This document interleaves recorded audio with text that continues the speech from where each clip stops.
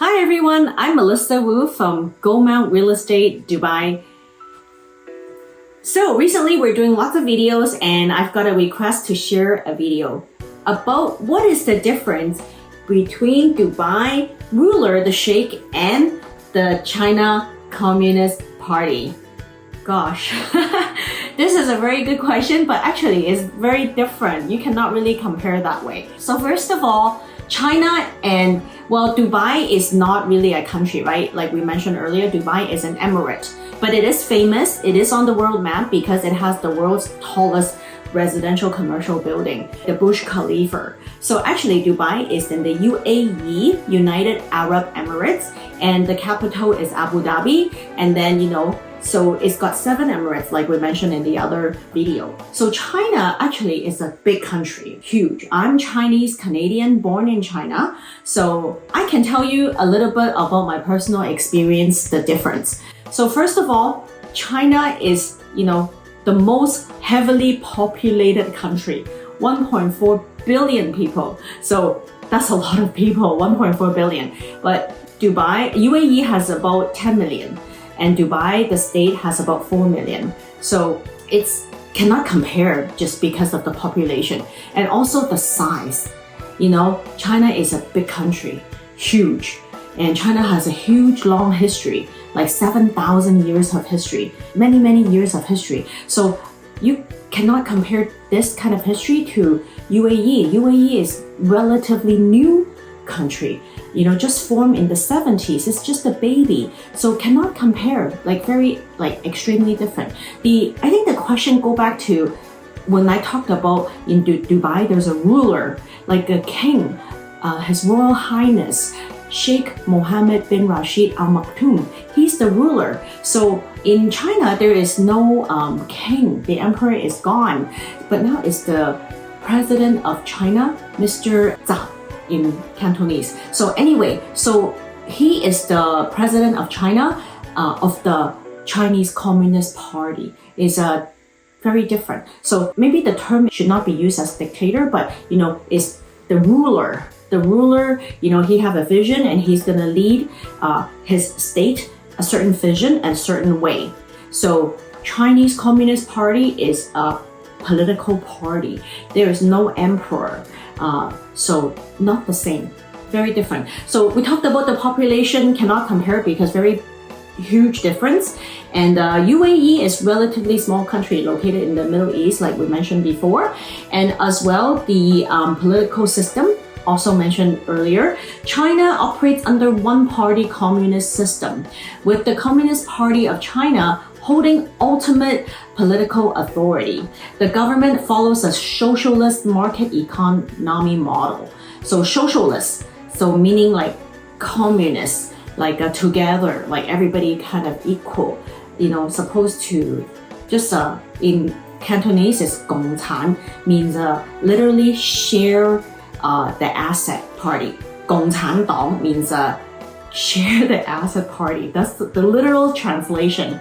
So economy, China, the UAE actually is a little bit different. Go back to the UAE political system. The UAE is a federation of 7 emirates, with each emirate having its ruler. The country combines traditional element with modern governance structure. It has a constitutional monarchy system, and the ruler of each emirate collectively form the Supreme Council of Rulers. So there you have it, it's different. And economy, so China is a world powerhouse, right? So China has the world's 2nd largest economy by nominal GDP and is global economic powerhouse. It has a mixed economy, blending elements of state-owned powerhouse, meaning the government also own like businesses. It has a mixed economy, so the state-owned enterprises and private enterprises as well. China is a major exporter. It was the world's manufacturer. It manufactures everything for everybody. And it's like everything you go in China is just huge. You can drive the city forever, very metropolis. And China is a major exporter and has made significant strides in manufacturing, technology, and infrastructure and development. the top 10 skyscrapers. Actually, China maybe have 7 or 8 of them. And now China is banning skyscrapers. Burj Khalifa and the Sheikh can sleep because, not sleep, but like can rest well at night because nobody gonna, like China not gonna build the skyscraper like tall because actually not allowed anymore.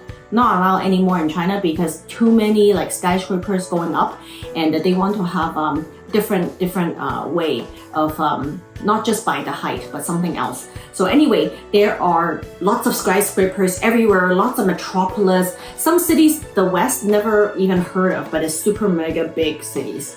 So there you go. So very different infrastructure and development. So China is known for its extensive infrastructure development, including high-speed rail networks, massive urbanization projects, and modern cities. So, the last time I went to China was in 2019. They just opened the border again for tourist visa. So in 2019, October, I went to one of my clients' wedding in Shenzhen. Shenzhen is the Silicon Valley of China. All the high-tech innovation is in Shenzhen. You can take a speed train from Jordan Station in Hong Kong, bullet train, I think it was like 15-30 minutes, get to Shenzhen because attached. Yes, so get to the Shenzhen very quickly, and so you cross the border. So before you enter the speed train, you know the custom control will check everything. So anyway, it was interesting. So I really have deep feelings of my mother country, China. So very respect like how it has just grew to a powerhouse. When I was born in the 70s, so that time in China is totally not the same as today. So when we were born, my parents actually have to go get the meal ticket for us. So that time China, I think, only allowed 2 children. Later only allowed 1. So my parents had my older brother and me, and then also was having my younger brother. So when my younger brother was born, he cannot get a meal ticket. So the meal ticket, you go to the line up to get the food to trade it for rice. So my younger brother didn't get any meal ticket. So what he had to do is actually nothing to do because my dad he had to work in the 勞舉場, means a work field, and he had to work for free. Actually, 10 years of my father's life, he had to work in the work field for free. So anyway, that's why he wanted to escape China that time. So my brother didn't get a meal ticket, so actually my grandfather was already in Hong Kong and then going to Canada. So then send some money back to China. For my grandmother. My father is the oldest of 5. So then there would be money for food. This is what it was in the 70s.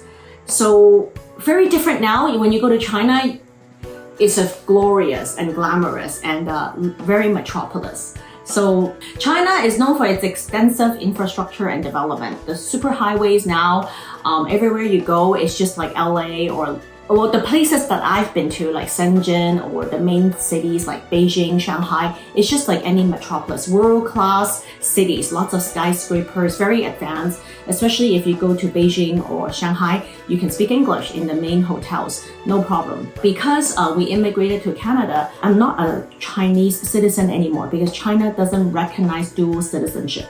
So this is a familiar, kind of common. If you're a Chinese, you cannot be another citizen of another country. Basically now I am kind of like a foreigner. When I go to China, I also need a visa. I cannot just go in because I was born in China. So in UAE, also same thing. The citizenship is granted to the Emiratis, and so the rest of the expats are actually on resident visa. So citizenship, can anybody get citizenship in UAE? Yes, you can. So approximately if you stay there for 30 years and you contributed to the development and growth of the UAE, and also if you have about 10 million USD, or if you have Nobel Prize, or if you are super brain, right? Nobel Prize or super entrepreneur, very smart, then they may invite you to be their citizen. But a criteria is only 1 citizenship, no dual citizenship. So like Canada, we have dual citizenship. I can be Canadian and then I can also be European because, my partner, he's Czech. So I can also have, maybe if I want to, I can apply for Czech citizenship. So then with Czech citizenship, you can get access to the Europe, right? So my son, he will go to Czech and get his Czech passport because his father is Czech. So he will have the Czech passport with access to all of Europe Union.